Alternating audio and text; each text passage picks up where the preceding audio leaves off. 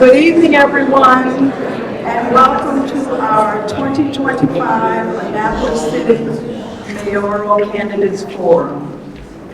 My name is Alpha Stevens, a past president of the League of Women Voters of Anne Arundel County and currently the League's treasurer.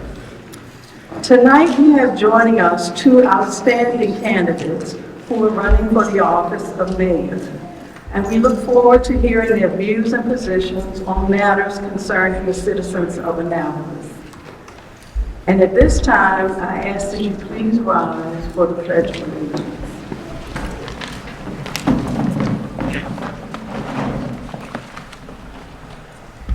I pledge allegiance to the flag of the United States of America and to the republic for which it stands, one nation, under God, indivisible, with liberty and justice for all.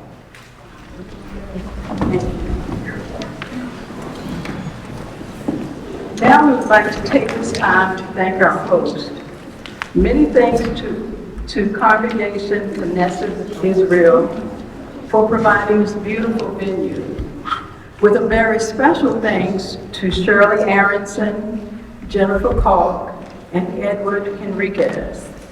We also want to thank the synagogue security and the Annapolis Police Department for their assistance tonight.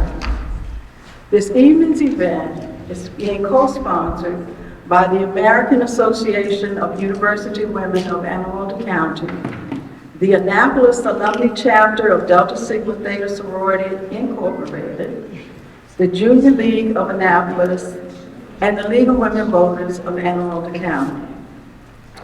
Our videographer this evening, Mark Goldberg of Spectrum Productions, will be recording this event. The recording will be posted to the co-sponsors' websites, social media sites, and the general public, so that anyone who is unable to attend may view this candidates forum prior to voting. Please note that your attendance at this event acknowledges your consent to be filmed. And last but certainly not least, I want to welcome our moderator for this evening, Dr. Tanya Milner.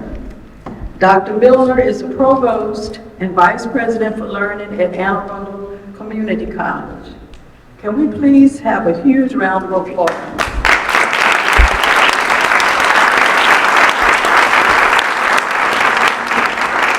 Welcome her and thank her for joining us tonight. Welcome, Dr. Milner.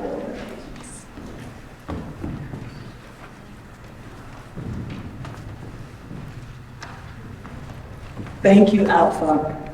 I'd like to introduce our panel, who are residents of the city of Annapolis. Our panelists will be asking questions formulated by a committee representing our co-sponsors and partner organizations. No questions will be taken from the audience, but you will have an opportunity to speak with the candidates directly during a meet and greet after the candidate forum. Our distinguished panel is Sean Rich of American Association of University Women of Anne Arundel County. Please.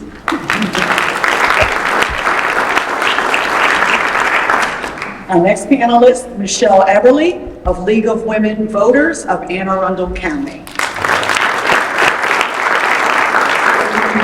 Here this evening. Now I would like to introduce our candidates alphabetically. Democrat Jared Littman and Republican Bobby O'Shea. A brief biography of these candidates is included in your program. The candidates will have 2 minutes to provide brief opening statements. The candidates initially answer in alphabetical order, then the questions will be asked in a rotated fashion so that each candidate has the chance to answer first.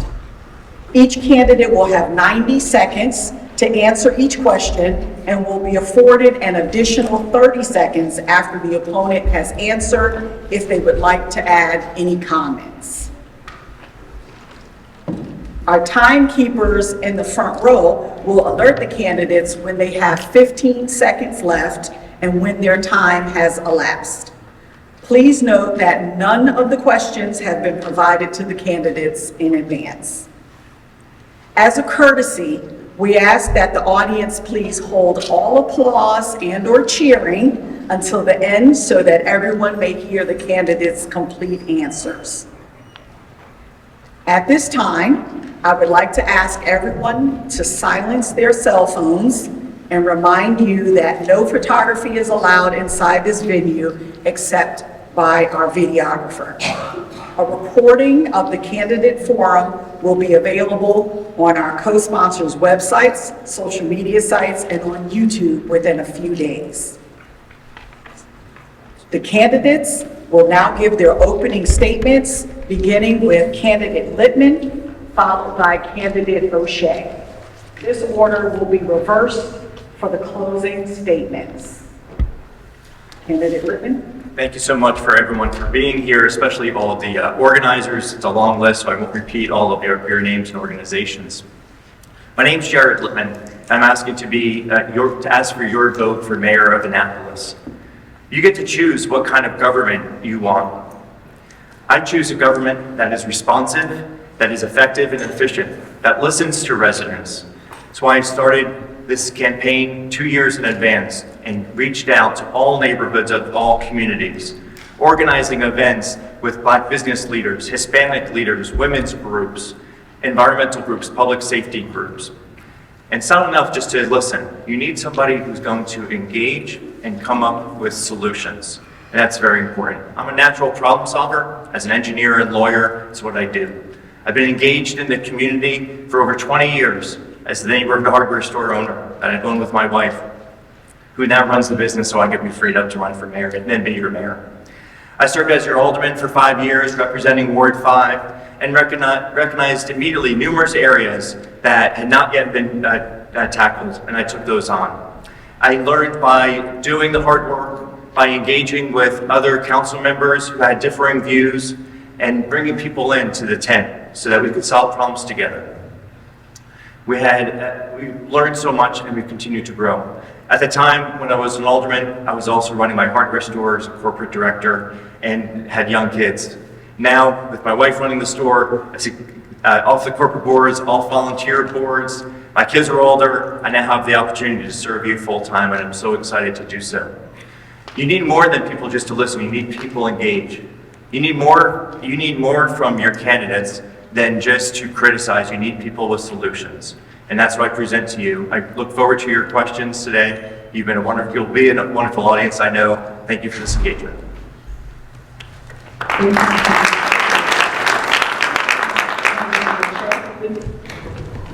Dr. Tanya, thank you very much, Smiley. So, everybody, my name is Bobby O'Shea. I have lived in Annapolis since 2000, been here for 25 years. I've seen many changes from when I first came and lived over on Duke of Gloucester. And for you that have lived longer than that, you guys have seen even more. The thing about it is some of those changes, I think a lot of us don't agree with. I'm a person that wants to deal with transparency, accountability, and accessibility. I have given many people here my personal phone number. And when I win, that number will not get turned off. I want you to call me when you see I'm doing something wrong, but also could you call me when we're doing something right? Why am I running for mayor of the city of Annapolis? The city is out of control. End of story. Anybody who is responsible, and we can say fiscally responsible, leadership responsibilities, would have never torn down the harbor master's house before everything was in place. What did I just talk about? Ward 1. And some people in 8. But guess who I care about? I care about all of Annapolis. I care about the people in 3 and 4 who over the last 8, 10, 12, 16 years have seen nothing, who live in something called supposedly affordable housing. Affordable housing doesn't mean anything if it's not livable housing. If I become your leader, I will tell you right now, I will make a difference, and I will make every citizen of Annapolis proud of our city. I appreciate everybody being here. Thank you.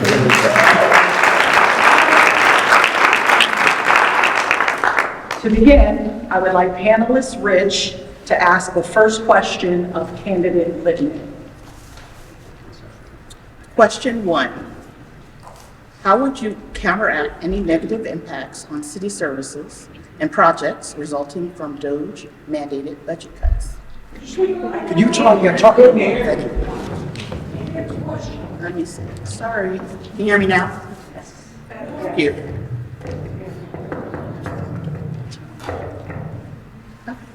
Thank you. Question 1. How would you counteract any negative impacts on city services and projects resulting from DOGE mandated budget cuts? Doge, and what was the last one? DOGE mandated budget cuts. Mandate, is that the word? Mandated budget cuts. Thank you. Your next mayor is going to have a number of challenges, some beyond our control. And some of these DOGE cuts, we already know 15,000 Marylanders have lost their federal jobs. We have over 200,000 more Marylanders who would work for the federal government. And all of us, while we're here today, we hope that our federal leaders are working out a budget resolution that we're not optimistic will actually happen. I have the experience of handling difficult scenarios. So I managed my store through first the Great Recession, then the pandemic. And there's no playbook for each of these scenarios. You have to just work collaboratively, get the best information you can, you make a decision, and you move on. So for cuts from DOGE or other mandated cuts, we're concerned about things like losing funding for City Dock. It's a $33 million FEMA grant. We're concerned about losing $4 million in public safety grants. We're concerned about cuts to our housing authority. At risk is $850,000 per month that the housing authority gets for their voucher program, plus for the public safety program. There's no playbook for any of this, but we can work together with our various partners, including the county, the state, nonprofits, our church leaders, our faith leaders. We need to prioritize the basic services that government can provide and look out for our fellow human beings. We did this through the pandemic, through the emergency management services, where we coordinated with various groups and provided food and shelter. Thank you. Thank you, Candidate Lippman.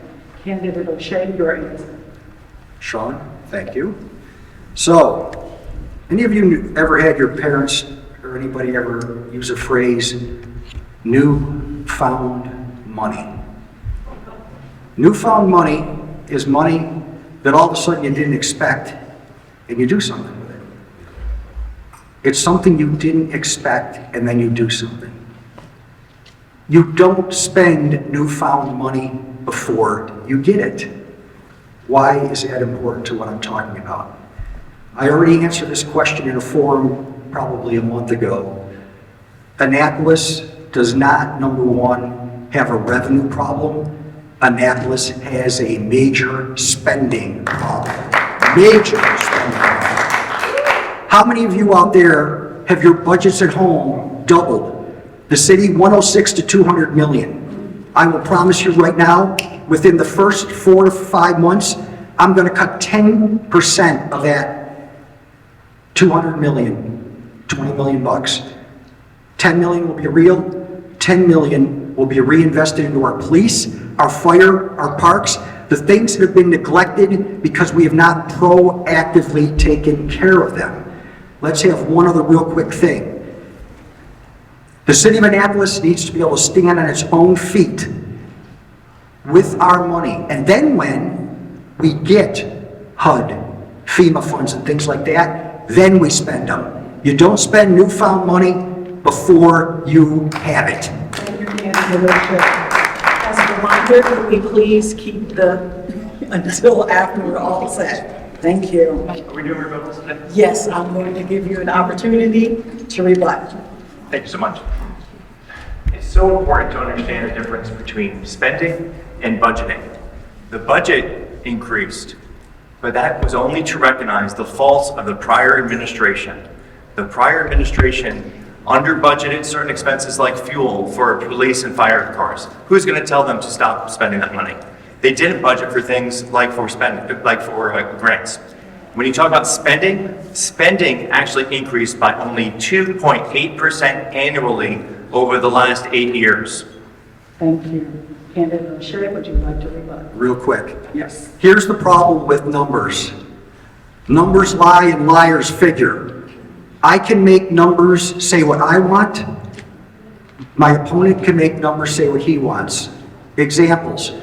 The city also has gone from 630, say, people to over 800 and 900 people. Yes, in regards to real life full-time employment by the city, it might be in the 600 number. But when you're taking contractors, consultants, and other people that are paid by the city, this is part of the workforce, and that is part of the problem. Thank you, Candidate O'Shea. Next panelist, Everly, will ask the second question, beginning with Candidate O'Shea. Question 2. What are your ideas to maintain and improve existing infrastructure and amenities such as walking trails, bike paths, and green spaces for the benefit of all neighborhoods of Annapolis? I appreciate it when questions are asked to me that actually fall directly into my platform. I have 3 things. Number 1, public safety. And for any of you that don't care about public safety, you better read about what just happened a few days ago over on Tyler. And oh, by the way, what happened over there, that was not just an accident, and it was not directed. It was a random. Random means any of us could have potentially seen something with a bullet. And I'm sorry, that's not acceptable. So now I'm going to go to the one that Michelle just asked. Guess what my second thing is? I'm going to say infrastructure, but I will not say infrastructure in public. I will say our roads, our sidewalks, our parks. All of them have not been proactively maintained and upkept. Go walk down many of the streets in Historic District. Sven, over at Storm Brothers, has a wheelchair out front, jokingly, in regards to people that fall when they're down there. The place right now, I'm sorry, it looks like a mess. The trash cans are overfilling. My third thing is our taxes and fees. I want public safety, I want our infrastructure, and I want our public fees and taxes reduced so we can have affordable housing. Thank you. Thank you, Candidate O'Shea. Candidate Littman, your answer, please. Thank you. First, I want to tie in the previous question into this question. We talked about how important infrastructure it is. It requires funding.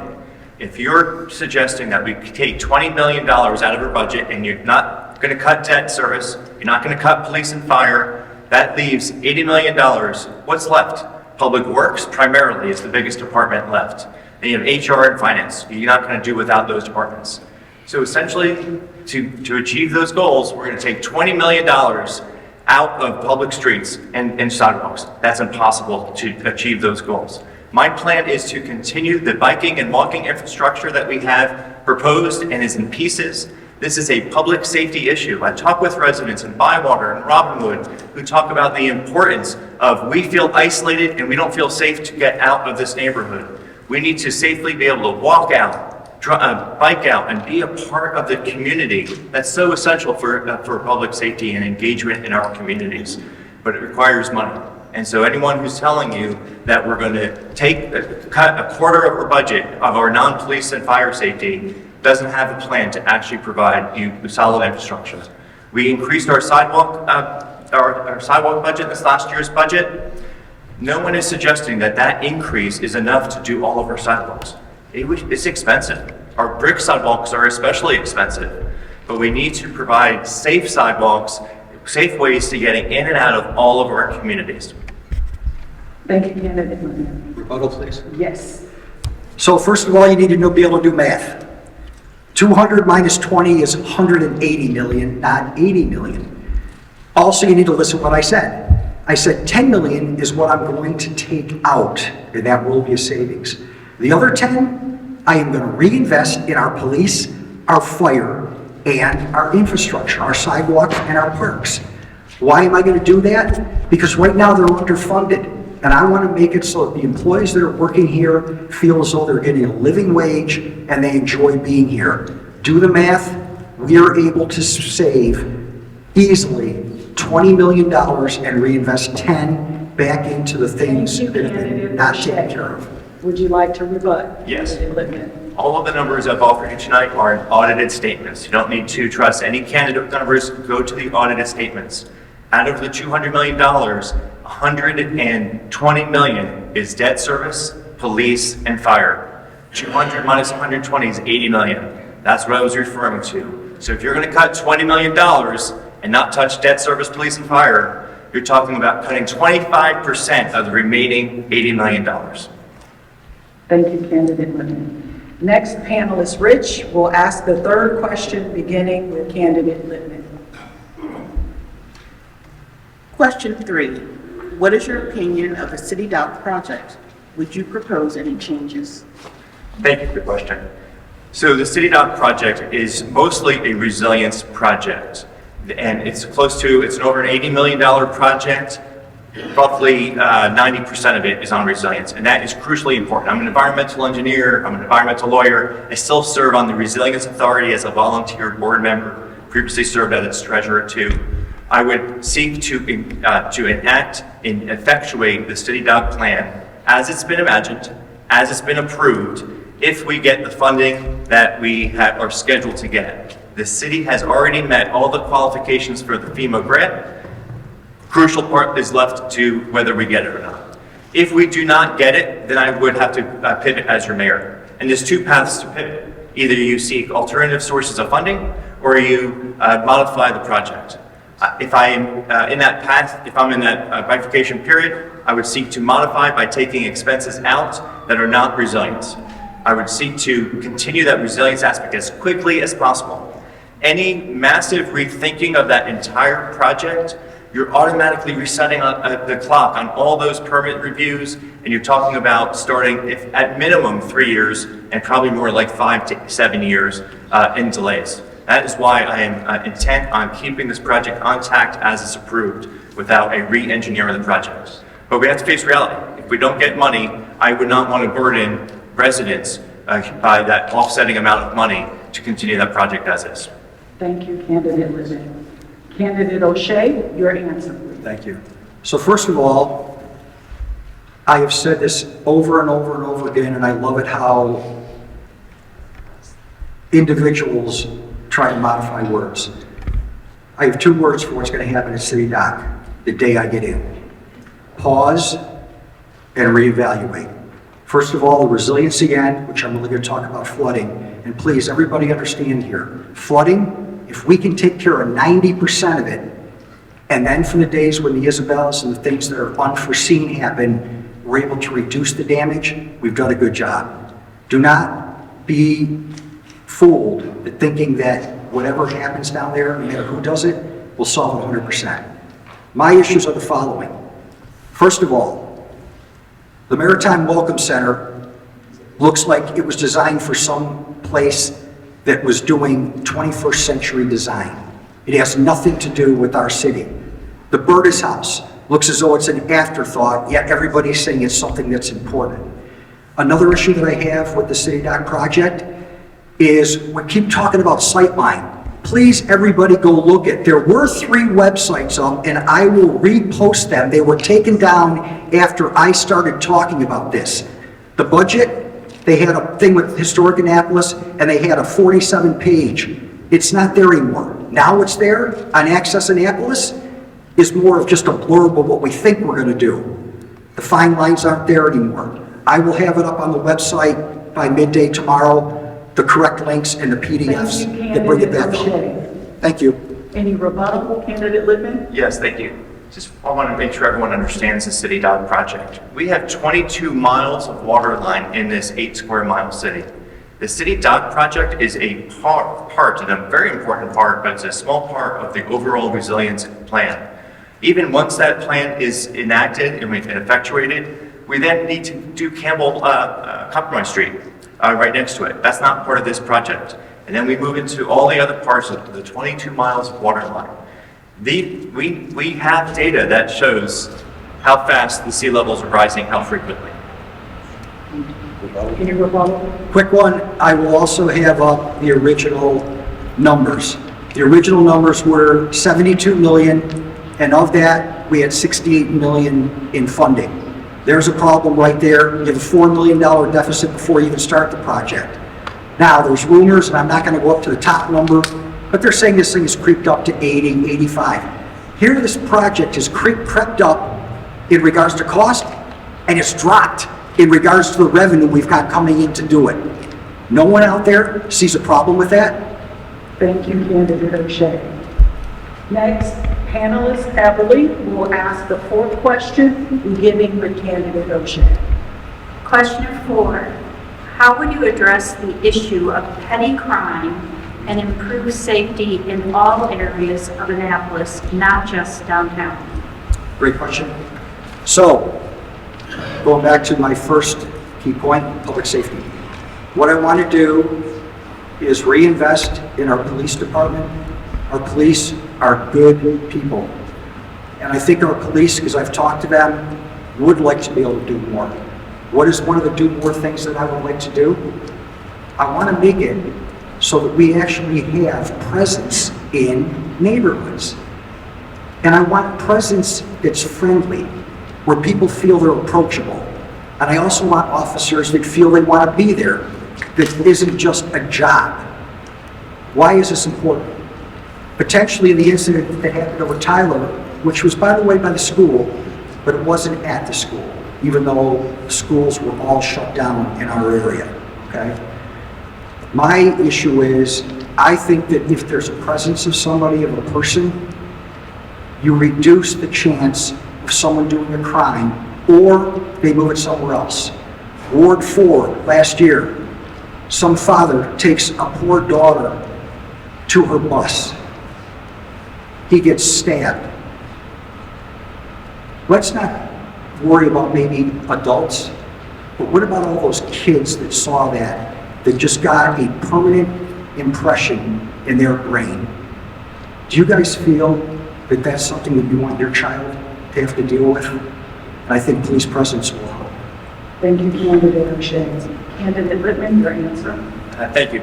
So petty crimes was the specific question, and certainly all crimes are concerned, but the question about petty crimes, I'm a girl dad. I have a 20-year-old daughter who likes to bring her friends downtown. I'm concerned about her safety when she goes anywhere in the city. I have a wife who goes in other parts of our city. I want her to be safe, and I want all of you residents to feel safe in every community that we go in. Number one, we have a human resources issue that we don't have enough police officers. The code says we're supposed to have 131 officers. We actually have 113, 15% drop. Means our officers are spread thin, it's not enough, and that they're often forced to do forced overtime, which means they're tired. We need more support for our police officers. Number two, we have so many great organizations in this community, nonprofits, mentoring organizations, organizations that can help uplift other people, and they do a great job of it. They need more resources, they need more communication. I think the city could do a better job of inserting itself as a communicator of where are the people who need help and who are the organizations who provide that help, and do a better job of having not only matchmaker, but ensuring that there's not duplication or underserving those communities. So, and the third thing I want to point out, I'm a data-driven guy. I mentioned as an engineer, data shows that certain projects, like when you take vacant properties and parks and you clean them up and you make them inviting, people, the community comes out and enjoys that area, and that lowers crime.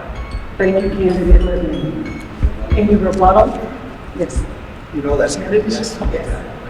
So in regards to petty crime, my issue is anything that starts here has the ability to escalate there. So the thing about it is, if we try and reduce any crime so it doesn't happen, we don't run into an issue that all of a sudden something that was minor turns into something that we don't want to read about the next day. And more than that, we don't want it to be something that dealt with our family. Thank you, Candidate O'Shea. Candidate Littman? Sure, be brief. I'm glad that we have some of our state leaders here. We have a problem in the city where once the state changed legislation on juveniles and when they could be arrested, our police officers had often a hands-off approach. And I'm glad that our state delegates and our leaders in the state house revised that legislation so that our police could be more involved. They're actually still undergoing training about what ages and when they can arrest, when they could take someone home and when they can't. And so it's important to address this juvenile crime issue seriously and appreciate more training that we can do. Thank you, Candidate Littman. Next, panelist Rich will ask the 5th question, beginning with Candidate Littman. Question 5. What are your plans for expanding youth programs to encourage continuing education and job training? Do you have any plans to expand after-school programs and youth services? Thank you. I'm not sure I covered all of it, but I understood. Can you get a little louder? I want to make sure I didn't miss anything. Question 5. What are your plans for expanding youth programs to encourage continuing education and job training? Do you have any plans to expand after-school programs and youth services? Thank you.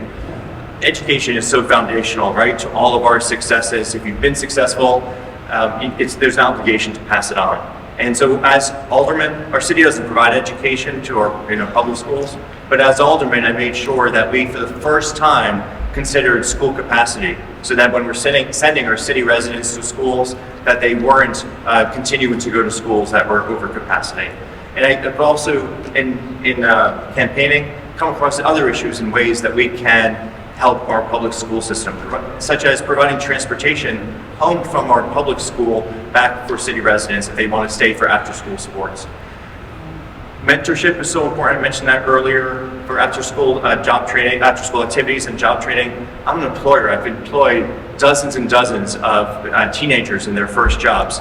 And it's so, frankly, rewarding for me, but valuable to them to make sure that our young people have opportunities to be trained not only in how to do a job, but how to present yourself, showing up on time, how you dress yourself. We have some great mentorship organizations, and I've been to their mentorship Alpha Academy as an example. Black Wall Street is another example. I know some organizations that are hosting have mentorship at their forefront. The city doesn't have the resources to provide all of those job trainings, but the city has provided job training fairs where people who do provide those services can be matched with people seeking those services. And that's where I want to continue helping, facilitating, making sure that we're using our city facilities openly and easily for those organizations. Thank you, Candidate Littman. Candidate O'Shea, your answer. So it's been a busy day today, been all over. Was up early in the morning because I had to finish a document for the Teachers Association of Annapolis County, which I really wanted to do. And I didn't want to leave any blank questions. I filled out every one. They were looking for potential endorsement, which we all know I put at the end. They said, why would I want their endorsement? I said, I know it's a hurdle, but I really would expect, or I would appreciate your kindness in an endorsement. Here's why. I care a lot about kids. The city, in reality, has nothing to do with budgets and planning and anything else. But that's putting your head in the sand if you don't think the city can help our schools and our kids. After school programs. What I would love to do is I would love to make it so that possibly Pitt Moyer Center or some of the other areas, we could maybe come up with a way to make it so the kids, they didn't think they were going to see more reading or math. They thought that they were going to end up going to do something for fun where they actually learn something. You make it so they want to be there, not that I have to be there. That's how you get kids to learn. The other thing about it is, I really feel as though education is a major thing. U.S. News and World Report, please go look, you guys. A lot of our kids, science, math, and reading, they are not at their grade level proficiencies. We need to help. Thank you, Candidate O'Shea. Any rebuttal? Candidate Littman. Thank you. And looking at the facilities we have, and I appreciate the mention of the Pitt Moyer Rec Center, we have other great community centers here, such as the one in Robinwood and throughout the city. So often, there's no one staffing there, so they can't be open when the schools are closed. It's such a missed opportunity that we can't have, whether sports leagues, recreation is so important, but other opportunities for these kids to gather and either recreate or have studying or mentorship, because we don't have enough funding for these institutions, these buildings that already exist in Annapolis. Thank you, Candidate Littman. Candidate O'Shea, any rebuttal? What's enjoyable is when actually two people that oppose each other totally agree on something. We have a missed opportunity here, and what we need to do is figure out a way, and you have to think outside the box. We have many people in this area that are in good financial shape, that we need to reach out maybe to private, public endeavors, to try and come up with ways to make it so that we can afford to staff these facilities for our kids. Thank you, Candidate O'Shea. Next, panelist Everly will ask the sixth question, beginning with Candidate O'Shea. Question 6. How would you encourage business development focused on independent, small businesses versus large national chains while preserving Annapolis's history, charm, and small-town characteristics? So this question actually goes deep. Here's how big the question is. Here's how much time we have to answer. Paul Bollinger at the Eastport Civic Center asked a question, are you concerned about large corporations taking over our businesses? Most people maybe don't know this, but Mears Marina, which hires a lot of kids in the summer, sold to Safe Harbor. And most people that aren't informed would think that's what he was talking about. No, Safe Harbor was bought by Blackstone, not BlackRock, Blackstone, for $6.2 billion. Do you think that these people care in regards to what we think our community should be? My answer is no. They care about the bottom line, the balance sheet. What do I want to do? Number one, the first thing to resolve this issue, how can you start a business when my friend and I decide we want to start a sub shop? We've got $75,000. We go to the city, we get okay approval to start it, and we're thinking we're going to be open in 3 to 4 months. I don't have unlimited resources. Because of our planning, zoning, and regulations and our inspectors, all of a sudden, 3 to 4 months turns into a year and a half. How can we expect to grow businesses when this is an unfriendly town for any business? Thank you, Candidate O'Shea. Candidate Littman, your answer, please. Thank you. Annapolis can certainly welcome and foster growth without sacrificing the things that make us a unique city. You're hearing from a small business owner, so obviously the question gets at the heart of what I've been doing for the past 20 years, and recognizing the value of a business such as ours that has been here serving the Annapolis community for over 51 years now. And over again, I talk with other businesses, whether retailers or all kinds of businesses, and it's how does the city make life more difficult and challenging as a small business owner? Permitting is one of the first things that come up in many of these conversations.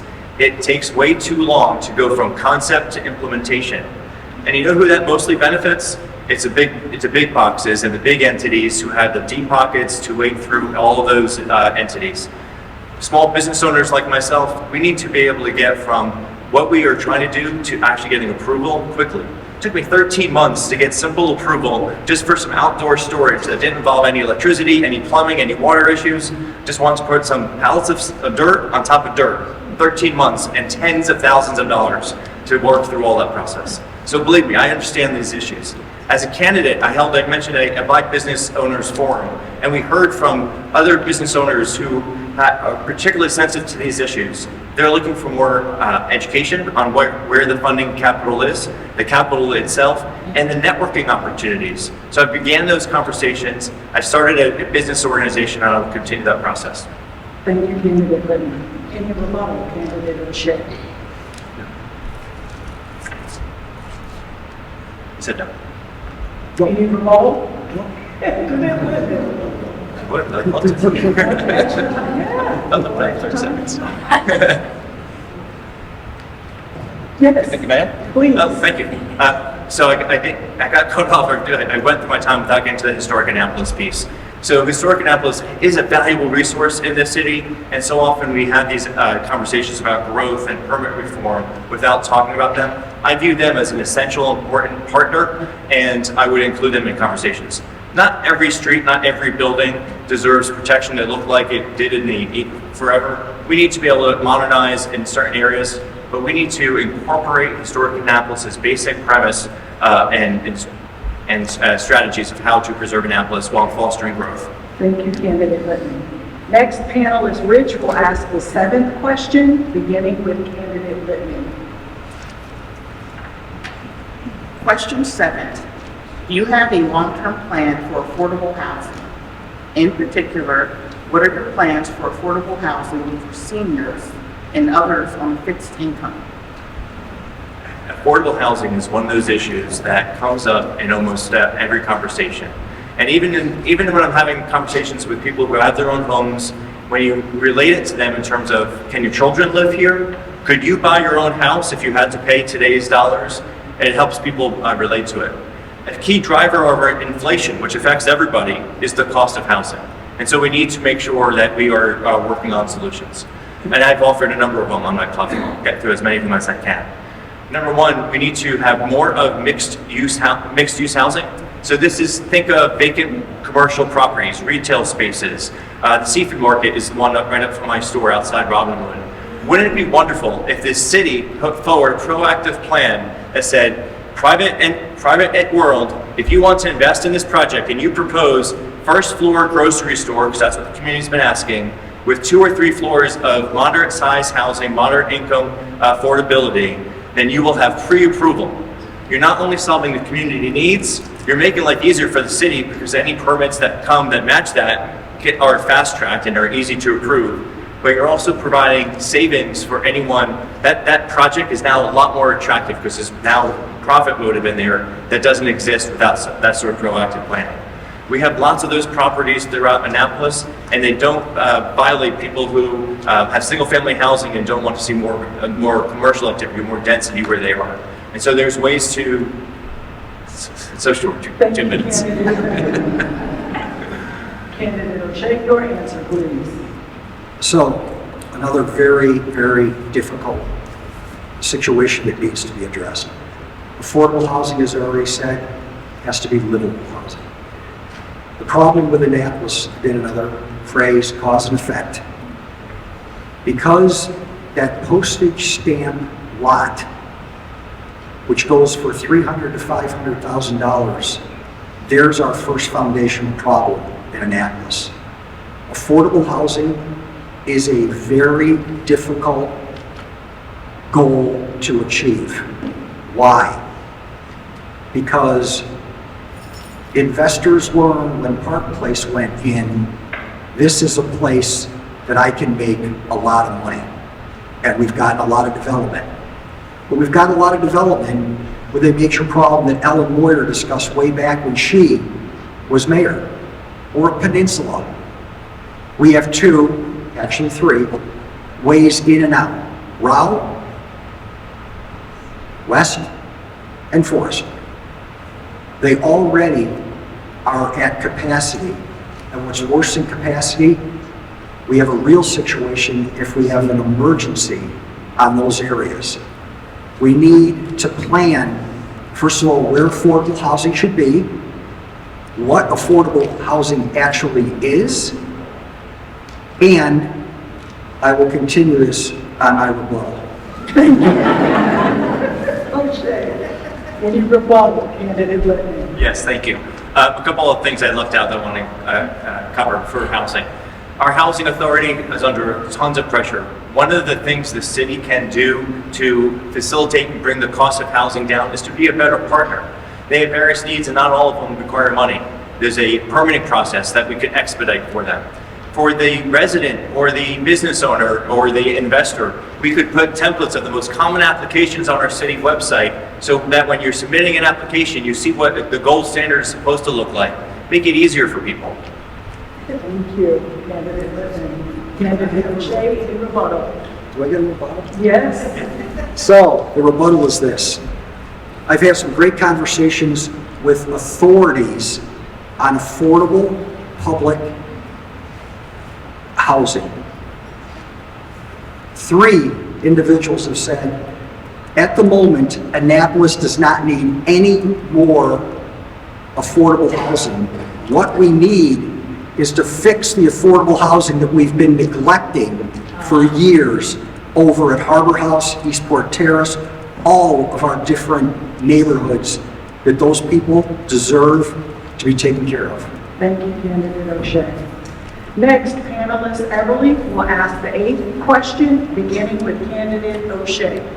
Question 8. How will you work with the Annapolis Public Housing Commission to implement your vision? Okay. A little bit tough ones. You guys are, and by the way, have a lot of people been to some of these forums? Every question they've so far been asking, other than City Doc, I think has been new. So thanks, you guys. In regards to working with any of our housing sectors,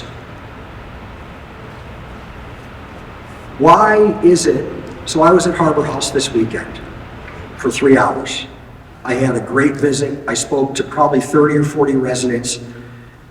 They had an outreach program that between 11 o'clock and 1:40, it was only supposed to go to 1, it went to 1:40. They fed probably 100 to 125 people. It really will bring a tear to your eye when you see people trying to help. Why am I bringing this up? This may be one group that wants to do something, and here's another group that also wants to do something. But you guys know the good old thing about the big dog who's going to pee on the fire hydrant first? Well, guess what? Because this person is doing something that this person doesn't like, we're going to be giving them cease and desist. We're going to give them 30 days, don't do this again. Why are you not working together? We need to bring everybody together that deals with our public housing to come up with solutions and take the freaking I'm the better one here. I will always, as I say, have people smarter than me in that room, and the people that live there are the ones that can come up with solutions, and I will listen to them. Thank you, Candidate O'Shea. Candidate Lippman, your answer, please. Thank you. The housing authority is often neglected because it's treated like a federal enclave, as if the city has nothing to do with it. These are city residents who live in our public housing, and the city has the responsibility and does appoint the board members who hire the executive director for the housing authority.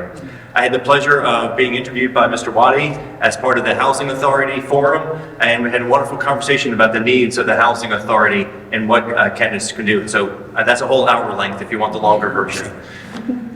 We absolutely need to be a better partner to our Housing Authority, and starts by asking and listening to the people who have to manage it. I go to their monthly meetings often to hear what their needs are.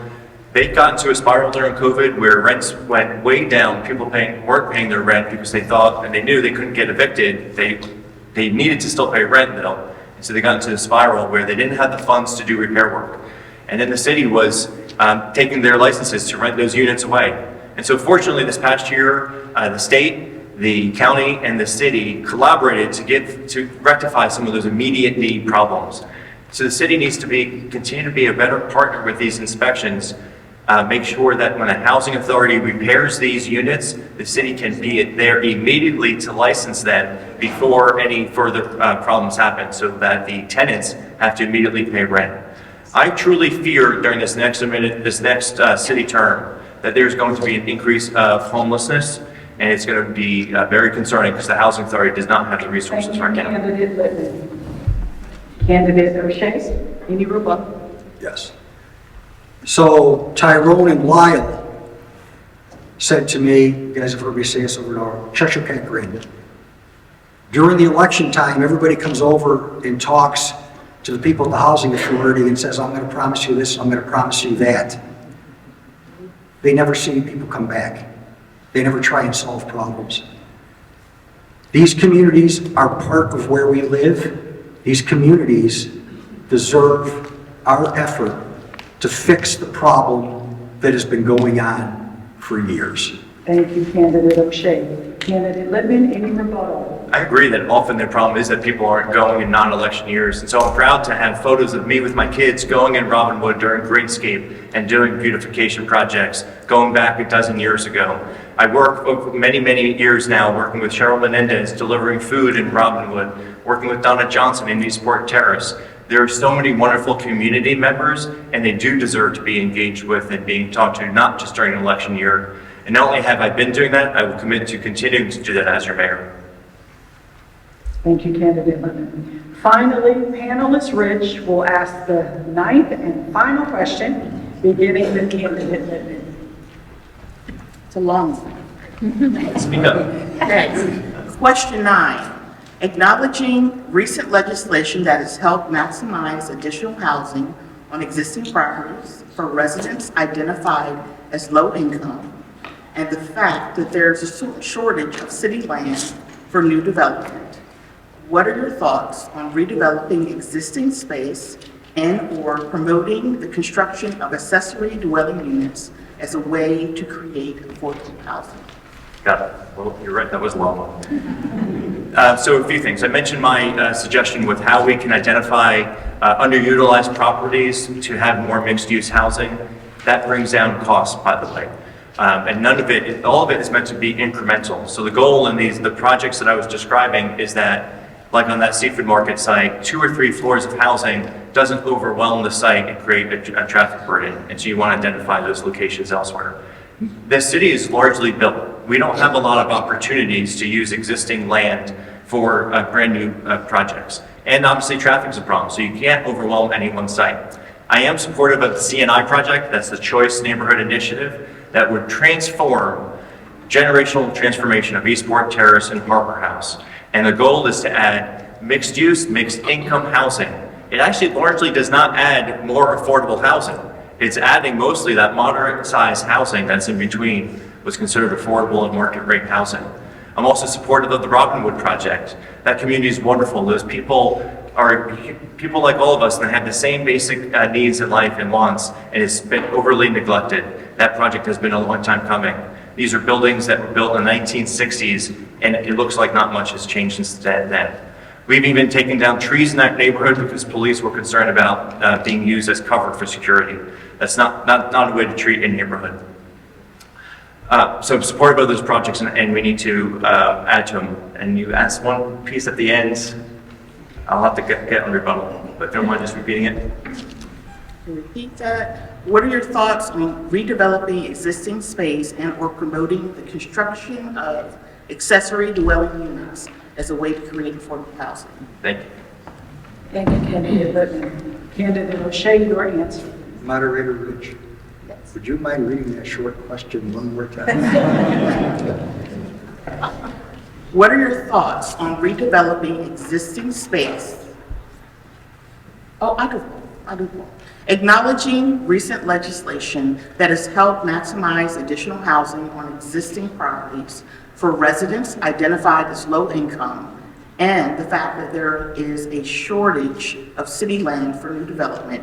What are your thoughts on redeveloping existing space and/or promoting the construction of accessory dwelling units as a way to create affordable housing?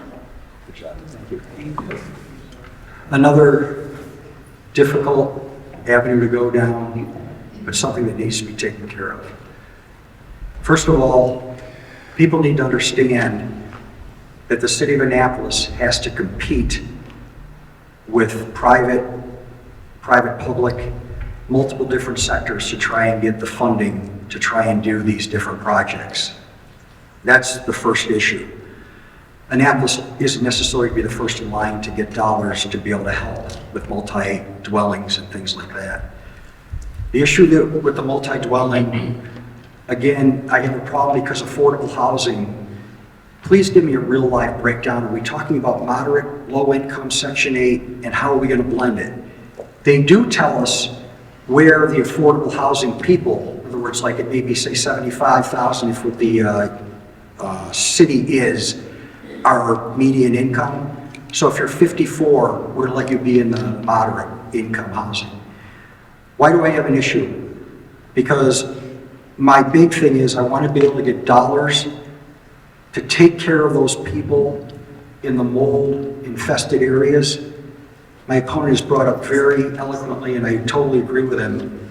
The city has a potential $14 million plus bill coming up, and we haven't because we haven't taken care of these people. Those houses need to be fixed first, and some of those condemned ones all of a sudden will add to the inventory. To be continued. Thank you, Candidate O'Shea. Any rebuttal, Candidate Littman? Yes, thank you. I just want to touch on the accessory dwelling units, ADUs for short, and I also want to bring up short-term rentals, STRs for short. I am a proponent of having accessory dwelling units, but they need to be done with certain restrictions. So I think having the owner occupied in the main building is important because we see that there's a lot of these. We see that when it becomes corporatized, that we don't get the standard of care that we need. Same thing with short-term rentals. I want to bring down significantly the number of short-term rentals that we have in our community. Thank you, Candidate Littman. Candidate O'Shea, any rebuttal? Yes. So the ADUs, the initial way the bill was talked about actually sounds like something in our area we should consider. Owner occupied, 100%. 800 square feet, 850, 100%. But all of a sudden, at the last minute, we're going to change it to, nope, investors can come in, it doesn't need to be owner occupied, and we'll jack it up to 1,200. This is going to jack up the prices of the homes for everyone in Annapolis, and that includes rents. Thank you, Candidate O'Shea. Thank you both. We would now like to ask each of you to give a 2-minute closing statement, beginning with Candidate O'Shea. Do you guys mind if I, he's going to play one too. I'd like to talk to you guys because I really appreciate everybody coming out.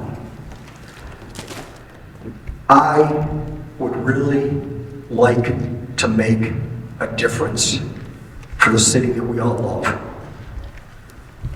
I deal with people that are very difficult. I deal in the defense industry, I deal in the medical industry. But what was really neat is when all of a sudden you get a solution that literally neither party feels something is going to happen, it feels unbelievable when you see the end result. I will always have people that are smarter than me in that room. And those people also will be the ones that will get the credit for what they do. This city has so many people that would love to volunteer to fix the mess that is going on right now. The machine is broken. The machine needs to be fixed. We have people at the council meeting last night that literally were not even listening to the people. I got up and spoke. I did not say a word for 30 seconds after I introduced myself. Why? Silence has the ability to be golden. And what did I say? There were 2 women there that says, those people are not listening to us. I will 100% be in receive mode to fix the mess that needs to be corrected. I am for affordability. I want great places for us to live. I want our families to be of generational wealth. I want transparency, accountability, accessibility. I'll take care of public safety, our roads, our streets, and our taxes. My name is Bobby O'Shea, and I will tell you right this minute, Thank you. I look forward to be the next mayor. Thank you very much. That's where this is going to work. Candidate Littman.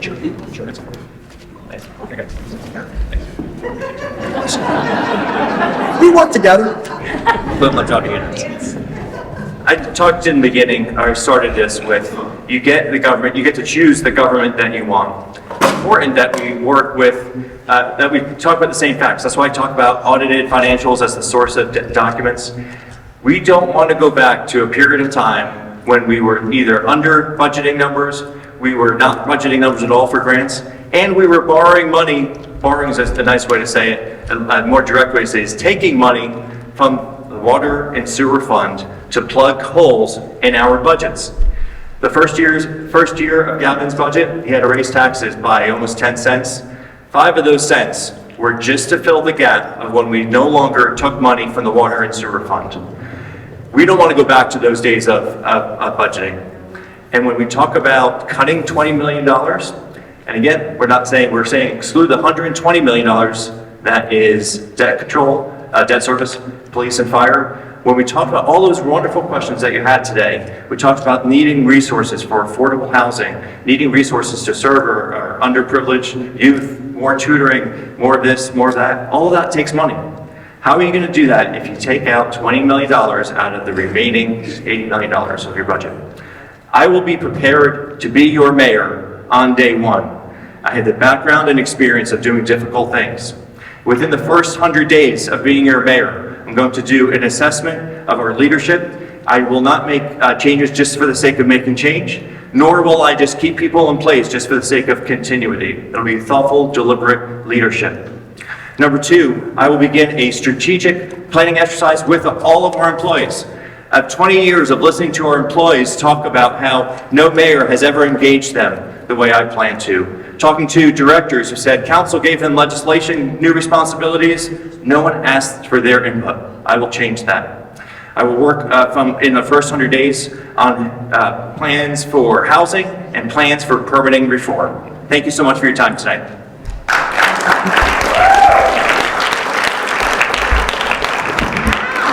Let's give both of our candidates a big round of applause.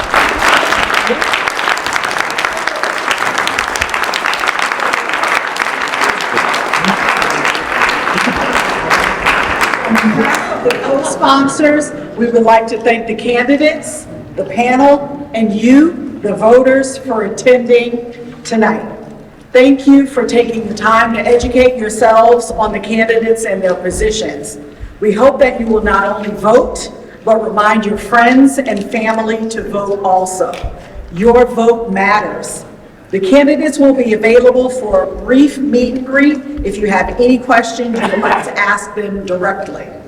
If you would like to update your voter registration in advance of the general election on November 4th, Ralph Thomas of the NAACP is at the back and will be happy to assist you. If you would like more information about the candidates or our co-sponsors, please stop by the tables in the back. And once again, thank you all for coming, and please have a good and safe evening.